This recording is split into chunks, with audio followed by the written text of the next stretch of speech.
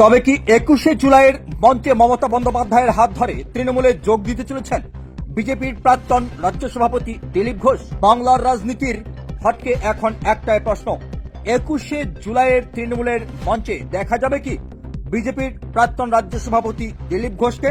এক সময়ে বিজেপির অন্যতম আগ্রাসী মুখ, যিনি রাস্তায় রাস্তায় সংগঠন গড়েছেন, লড়েছেন তৃণমূলের বিরুদ্ধে, কিন্তু আজ যেন তার চারপাশে নিঃসঙ্গতা।